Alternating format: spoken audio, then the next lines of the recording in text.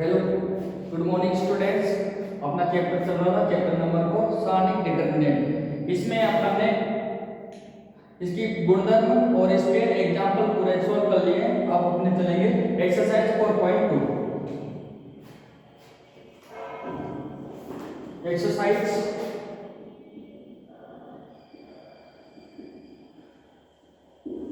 4.2 exercise 4.2 का पहला question है अपने पास। क्वेश्चन नंबर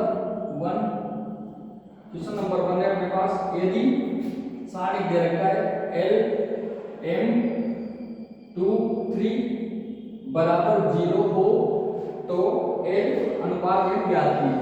तो ज्ञात करना है अपन को L अनुपात M ज्ञात करना है अपन को। तो सारणिक दे रखा है, सारणिक का मान 0 के बराबर दे रखा है, तो L अनुपात M ज्ञात करना है। तो 2 into 2 क्रम के सारणिक है, जिसका सारणिक का मान L into 3, तो 3L minus 2M बराबर 0। तो 3L बराबर 2M, तो L अनुपात M ज्ञात है, तो L अपॉन M बराबर 2/3। तो L अनुपात M आया अपने पास 2/3। ये पहला क्वेश्चन। दूसरा क्वेश्चन है अपने पास, सारणिक दे रखा है अपने पास। क्वेश्चन नंबर 2 है अपने पास 2 3 4 3 6 5 1 8 9। ये सारणिक दे रखा है कि द्वितीय पंक्ति के अवयवों के उपसारणिक ज्ञात करना है। तो इसके सारणिक के द्वितीय पंक्ति या R2 के द्वितीय पंक्ति के अवयवों के उपसारणिक ज्ञात करना है। मतलब अपन को ज्ञात करना है ये अवयव होता है ये A11 A12 A21 A21 A13 A21 A22 A23। तो अपन को ज्ञात करना है, इसमें अपन को ज्ञात करना है तो A21 और एक ज्ञात करना है A22 और एक ज्ञात करना है अपन को A23। तो A21 ज्ञात करें तो A21 मतलब 3 के लिए अपन उपसारणिक ज्ञात करेंगे। तो इस दूसरी पंक्ति को और पहले इस पंक्ति को छोड़ के जो शेष अवयव इसमें 3 4 8 9, तो ये हो गए 3 4 8 9। तो A21 का मान अब आया A22 मतलब दूसरी पंक्ति और दूसरी स्तंभ को छोड़ने पर 2 4 1 9 बराबर 2 4 1 9। अब आया A23 दूसरी पंक्ति और तीसरे स्तंभ को छोड़ने पर 2 3 1 8 बराबर 2 3 1 8। ये अपने द्वितीय पंक्ति के उपसारणिक। अब अपना अगला क्वेश्चन है, सारणिक दे रखा है अपने पास। क्वेश्चन नंबर 3 अपने पास सारणिक दे रखा है 13 14 15 16 17 18 19 20 21। ये सारणिक दे रखा है, तो सारणिक का मान ज्ञात करना है। तो सारणिक के मान आप देखो 13 14 15 16 17 18 19 20 21। इसमें कौन सी संख्या लगाए ताकि आसानी से सॉल्व हो जाए। तो देखो आप ये अपने पास है दूसरा स्तंभ तीसरा स्तंभ। अगर मैं C2 C1 करता हूं तो 16 13 3 बचता है, 17 14 3 बचता है, 18 15 3 बचता है। और अगर मैं C3 C2 करता हूं 19 16 3 बचता है, 20 17 यहाँ पर 3 और 21 18 है 3। तो मतलब C2 और C3 अपने पास बराबर हो जाएंगे, तो सारणिक का मान 0 हो जाएगा। तो संक्रिया लगाएंगे, संक्रिया C2 C1 और C3 C2। तो C3 C2 संक्रिया लगाएंगे तो अपने पास ऐसा नहीं कहा।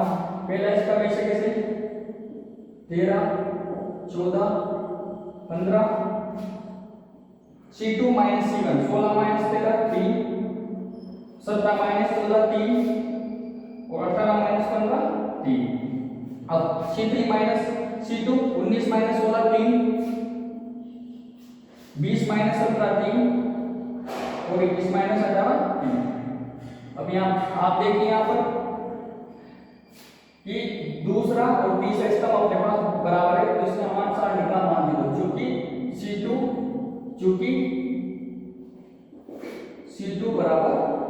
C3। तो ये इसका सारणी का मान 0। अब अगला क्वेश्चन है अपने पास चौथा क्वेश्चन, यदि किसी सारणी के प्रथम व तृतीय स्तंभों को आपस में बदल दे तो सारणी के मान पर क्या प्रभाव पड़ेगा। तो इसका चिन्ह चेंज हो जाएगा, सारणी का मान तो वही रहेगा लेकिन इसका साइन चेंज हो जाएगा। Question number 4। अब आता है अपना अगला क्वेश्चन नंबर 5, प्रूव करना है इसमें। तो अगला क्वेश्चन अपने पास क्वेश्चन नंबर 5।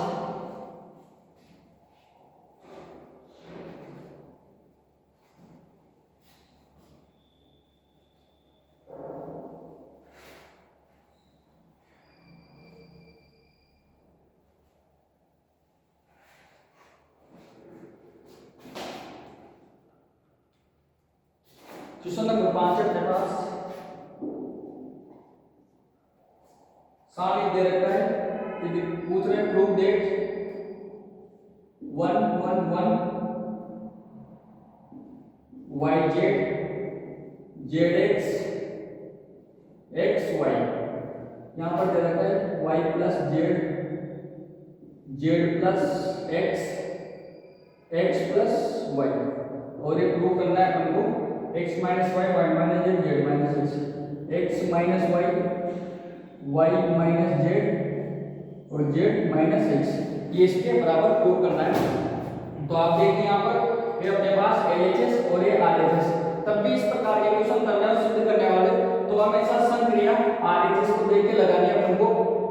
तो इसमें RHS में अपने पास x minus y y minus z z minus x, तो इसमें देखिए आप x माइनस वाई कैसे आएंगे, ये अपने पास ZX YZ, तो R2 माइनस R1 करने पर Z को बना जाएगा x माइनस वाई, यहाँ पर देंगे Z plus x minus y plus Z, तो Z से Z कट जाएगा x माइनस वाई, इसका संख्या है तो R2 माइनस R1 लगा देंगे हमको। दूसरा है y माइनस Z, तो R3 माइनस R2 करने पर xx को बना जाएगा y माइनस Z, और यहाँ पर x plus y minus Z plus xx cut जाएगा y माइनस Z, तो अपन को संख्या लगा देंगे R2 minus R1 R3 minus R2।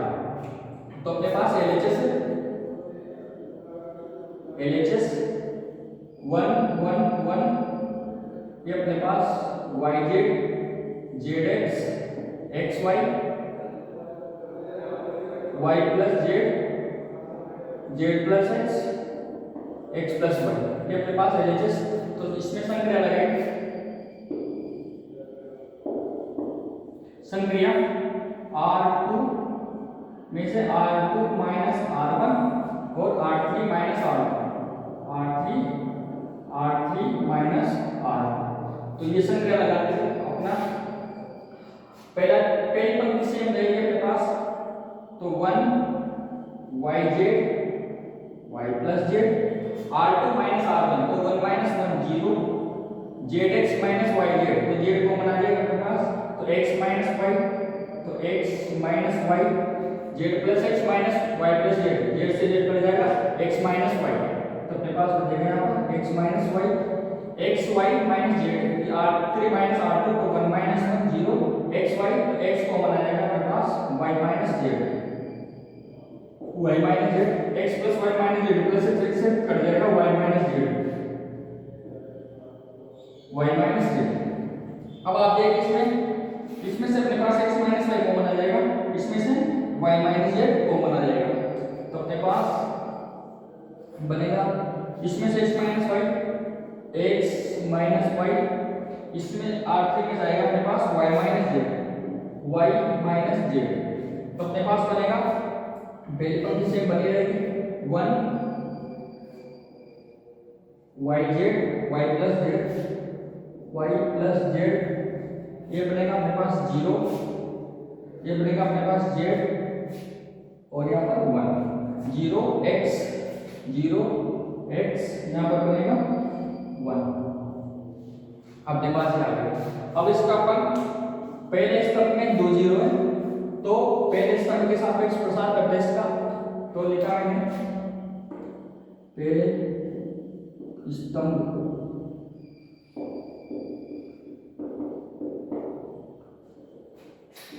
प्रसार करने पर, तो पहले स्तंभ के सापेक्ष प्रसार किया तब मेरे पास आया x minus y y minus z और इसके सापेक्ष प्रसार किया तो ये 1 इंटू जेड माइनस एक्स, तो 1 इंटू जेड इंटू 1 जेड और माइनस एक्स इंटू 1 एक्स, और ये माइनस 0 प्लस 0, तो जेड माइनस एक्स, तो अपने पास आया x minus y, y minus z, z minus x, और ये अपना x minus y y minus z minus x R H S बराबर R H S H two. तो इसमें हमेशा अपन को शिफ्ट करने वाले में हमेशा संज्ञा आर एच एस को देख के लगानी, x minus y y minus z minus x, तो इसमें r two minus r one करने पर एक्स माइनस वाई आ रहा है, और r three minus r two करने पर वाई माइनस जेड आ रहा है, तो इसे इसको सोल्व करना है। अगला क्वेश्चन है अपने पास क्वेश्चन नंबर 6।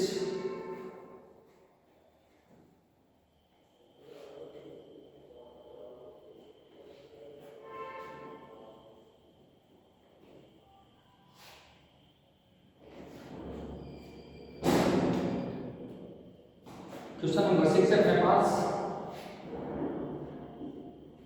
60 का मान दे रखा है अपने पास 60 0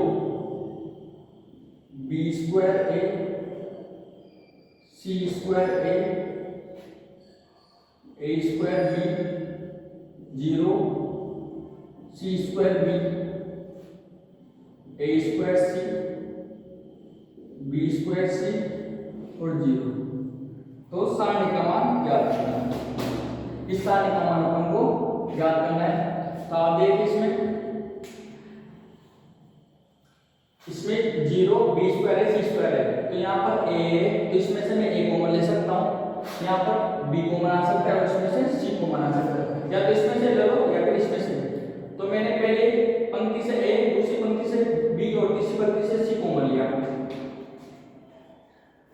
पहली पंक्ति से a, दूसरी पंक्ति से b और तीसरी पंक्ति से c कॉमन लेने वाला।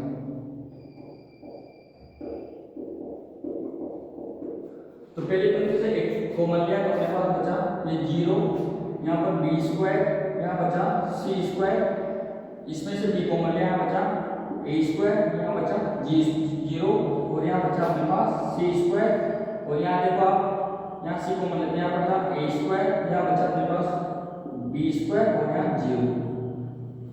और फिर देखिए आप इसमें पहले स्तंभ में अपने पास a स्क्वायर, दूसरे स्तंभ से b स्क्वायर, तीसरे स्तंभ से c स्क्वायर कॉमन आ रहा है। तो मैंने फिर पहले स्तंभ से a स्क्वायर, दूसरे स्तंभ से b स्क्वायर और तीसरे स्तंभ से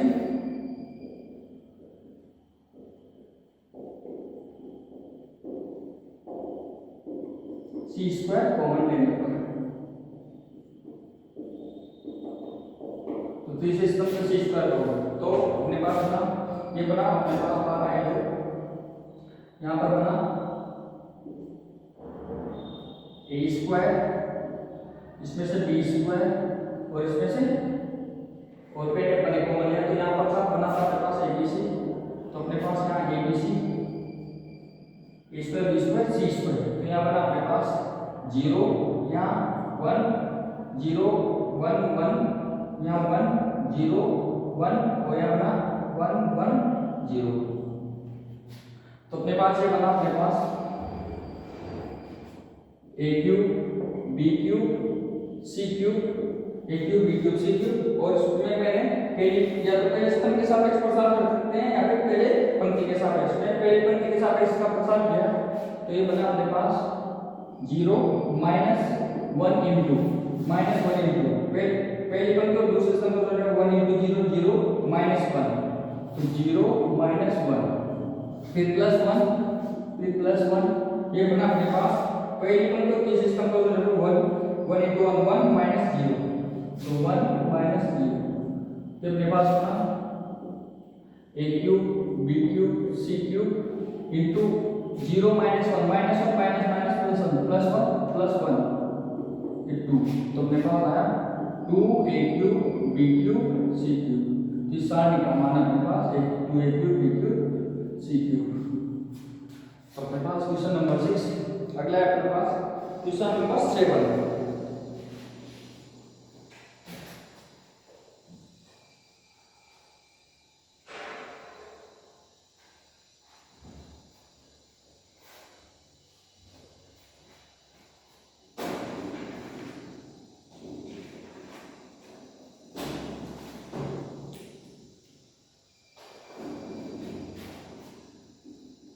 क्वेश्चन नंबर 7 है अपने पास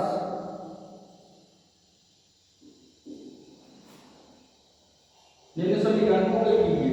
साठ के अपने पास x minus 2 2x minus 3 3x minus 4 x minus 4 2x minus 9 3x minus 16 x minus 8 2x minus 27 और यहाँ पर हमारे पास 3x माइनस 64 बराबर 0 तो 60 का मान अपन को ज्ञात करना है। अब आप देखिए इसमें कि पहले पर इस पर में सब x के टर्म में, दूसरे इसमें 2x और तीसरे स्तंभ में 3x। आप अब इसमें कौन सी संख्या लगाए पर, तो अपने पास अगर मैं इसमें से r1 माइनस r3 करता हूं तो यहाँ पर x की टर्म खत्म हो जाती है, क्योंकि x माइनस s कट जाएगा, फिर x माइनस 2x कट जाएगा और फिर x माइनस 3 कट जाएगा। तो इसमें पहले एक पंक्ति में कोई भी x की टर्म नहीं बचेगी अपने पास। ऐसे r2 माइनस r3 करता हूं तो यहाँ पर भी x कट जाएगा, जिसमें 2x माइनस 2x कट जाएगा और फिर x माइनस 3 कट जाएगा। तो इसमें से भी अपने पास कोई x की टर्म नहीं बचेगी। तो मैं संक्रिया लगा इसमें संक्रिया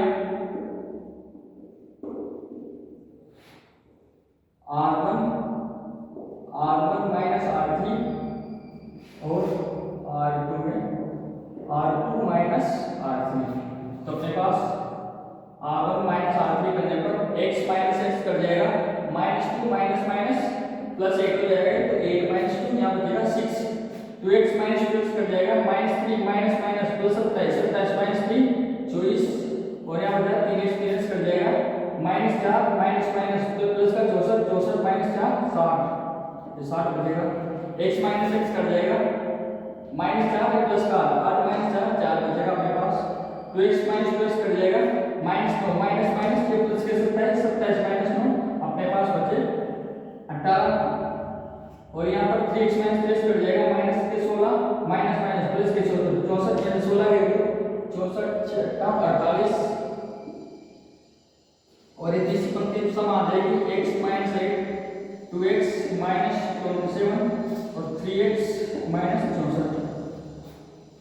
अब आप देखिए इसमें कि मैं इसमें से 6 तो 4 इसमें से 6 को बना रहा है और इसमें से 4 इसमें से 2 को बना रहा है, तो इसमें से 6 और इसमें से 2 कॉमन ले लेता हूँ, तो अपने पास बनेगा 6 इसमें से और इसमें से 2 6 × 2 तो अपने पास बनेगा 1 4 और यहाँ 10 और इसमें 2 कॉमन आए तो यहाँ बनेगा 2 9 और यहाँ 24 और तीसरी पंक्ति से बने जाएगी x माइनस 8 2x माइनस 27 और 3x माइनस 64।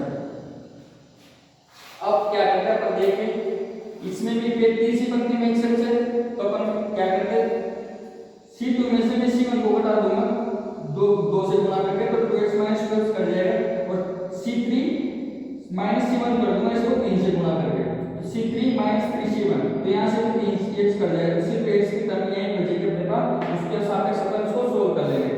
तो मैंने संक्रिया लगाई, संक्रिया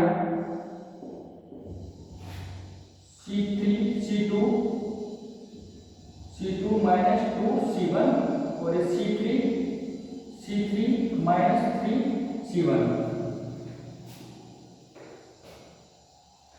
तो मेरे पास 6 × 2 ये तो 12, तो पहला स्तंभ से बनाया जाएगा अपने पास 1 2 x minus 8 4 minus 2 C2 minus 2C1 तो 4 माइनस 1 इंटू 2 4 माइनस 2 2 9 माइनस 2 दूनी 4 9 माइनस 4 5 और अपने पास 2x minus 27 minus 2x minus 16 तो 2x से 2x कट जाएगा तो 2x माइनस 27 माइनस के 16 है प्लस के 27 प्लस के 16 लेंगे तो माइनस के 27 प्लस के 16 माइनस के 11 C3 माइनस 3C1 तो 10 माइनस 1 इंटू 3 10 माइनस 3 7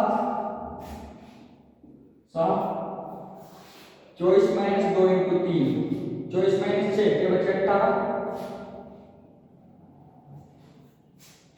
और ये 3x minus 64 into minus 3x minus 8 तो 3x से 3x कट जाएगा यहाँ बनेगा 8 के 24 तो ये बनेगा प्लस के 24 तो 3x माइनस 64 प्लस के 24 तो 24 में 60 40 ये बचा माइनस के 40 ये बचे अपने पास माइनस के 40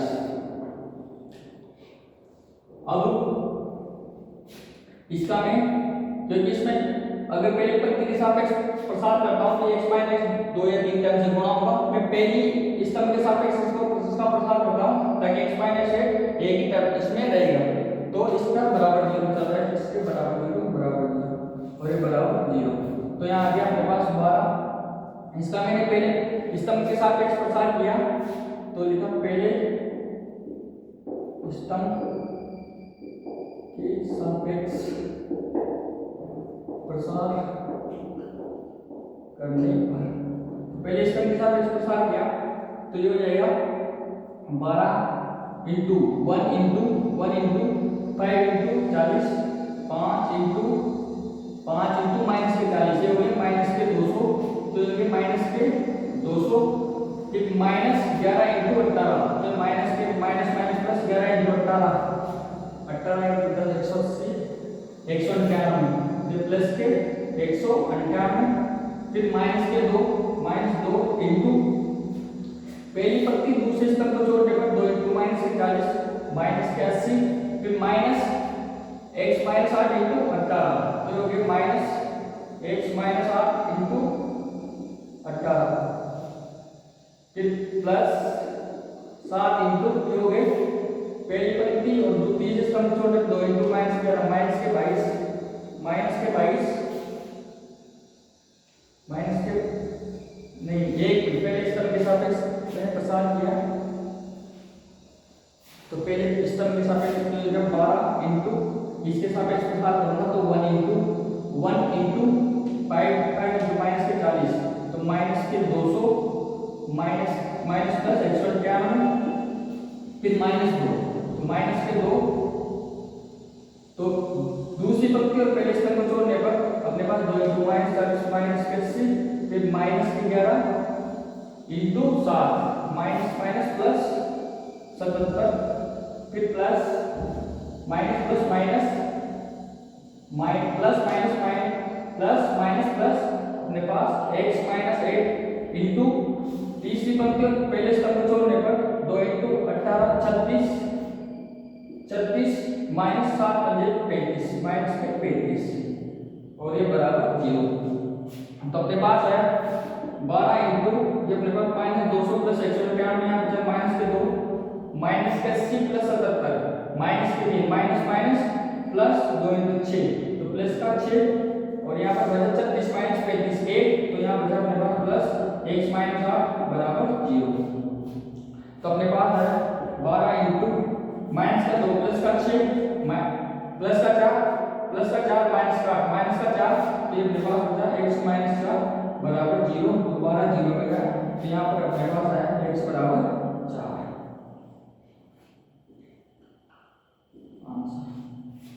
तो अपना क्वेश्चन नंबर 7 अगला है अपना क्वेश्चन नंबर 8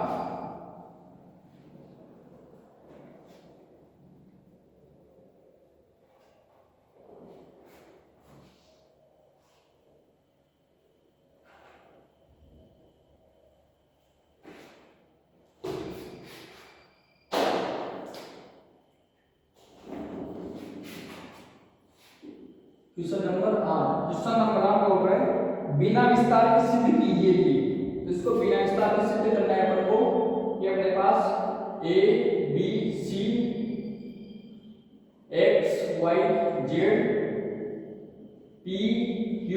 आर।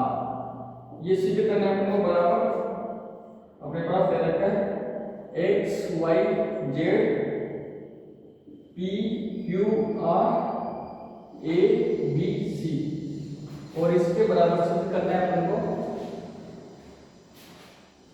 बराबर सिद्ध करना है अपन को y b q x a p z c r, इसके बराबर सिद्ध करना है। तो आप देखिए इसमें इसको इसके बराबर और इसके बराबर सिद्ध करना है। तो अपने पास LHS है, तो इसको इसके बराबर सिद्ध करना है, करना है पहले। तो अपने पास LHS a b c x y z p q r. अब अपन को इसको इसके बराबर सिद्ध करना है। इसका मतलब अपने पास है ABC, तो यहाँ पर ABC, इसका मतलब ABC की पंक्ति में, इसमें भी ABC पंक्ति में एक्स वाई जेड पंक्ति में और पी क्यू आर पंक्ति में। अब आप देखिए इसमें ABC अपने पास पहली पंक्ति में और यहाँ पर ABC तीसरी पंक्ति में। तो मैंने इसको R1 और R2 को चेंज कर दिया, तो मैंने संक्रिया लगाई, संक्रिया R1 और R3 को मैंने इंटरचेंज कर दिया। तो इसमें मैंने R1 और R3 को इंटरचेंज किया। इसका मतलब R3 की जगह R1 दिख रहा है, R3 यहाँ पे P Q R, और यहाँ अपने पास एक्स वाई जेड से बना जाएगा एक्स वाई जेड, और यहाँ आ जाएगा A B C। अब आप देखिए, तो जब आप R1 को चेंज करें तो आगे सामने का चिन्ह चेंज हो जाएगा, तो अपने पास आएगा माइनस। अब आप देखिए इसमें ABC अपने पास तीसरी पंक्ति में आएगा, पर आप देखिए इसमें PQR दूसरी पंक्ति में आ रहा है और XYZ पहली पंक्ति में। तो मैं R1 और R2 को एक बार फिर चेंज कर देता हूं। तो संक्रिया लगाई मैंने, संक्रिया R1 इंटरचेंज R2, तो अपने पास बना है R1 R2 को चेंज किया तो आपके पास X या माइनस, तो XYZ PQR PQR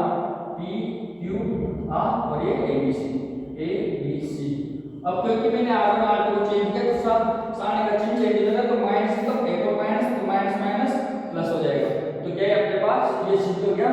अपने पास XYZ पहली पंक्ति में, PQR दूसरी पंक्ति में और ABC तीसरी पंक्ति में, तो अपने पास ये सिद्ध हो गया। अब अपन को इसको सिद्ध करना है, तो अपने पास LHS है, अपने पास LHS बराबर ABC XYZ PQR, ये अपने पास, और इसको मैंने इसके बराबर सिद्ध करना है। जिसमें देखिए आप ABC अपने पंक्ति में, पर यहाँ पर देखिए ABC स्तंभ में XYZ, तो XYZ स्तंभ में PQR स्तंभ में अपने पास। तो इसको मैं पहले तो सारणी को पंक्तियों को स्तंभों में बदल दूंगा, तो फिर सारणी के मान में कोई परिवर्तन नहीं होगा। तो अपने पास बनेगा ABC के पंक्तियों के स्तंभों में, तो यहाँ पर आएगा ABC, यहाँ आएगा XYZ, यहाँ आएगा PQR। अब इसके बाद देखिए आप कि अपने पास ABC पहले पंक्ति स्तंभ में है अपने पास, तो यहाँ पर ABC दूसरे स्तंभ में, या फिर आप देखिए तो मैं पहले इसको क्या नाम से, और PQR अपने पास तीसरे स्तंभ में, तो पहले मैं C1 और C2 को इंटरचेंज कर देता हूँ। तो संक्रिया लगाया मैंने C1 इंटरचेंज C2, तो C1 को C2 से चेंज किया तो अपने पास आगे माइनस आ जाएगा, तो ये आ गया अपने पास XYZ और ये ABC और ये PQR। अब इसके बाद अपने पास XYZ स्तंभ में, ABC भी दूसरे स्तंभ में है और PQR भी तीसरे स्तंभ में। इसके बाद देखिए अपने पास XAP यहाँ पर अपने पास पहली पंक्ति में, यहाँ पर दूसरी पंक्ति में, YBQ अपने पास पहली पंक्ति में, यहाँ पर पहली पंक्ति में अपने पास दूसरी पंक्ति में, और ZCR तो तीसरी पंक्ति में है। इसका मतलब मैं R1 और R2 का इंटरचेंज कर देता हूँ। तो संख्या लगाएंगे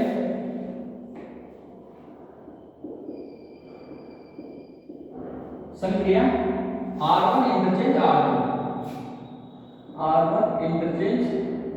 R2, तो अपने पास बनेगा ये R1 R2 चेंज किया तो आ गया YBQ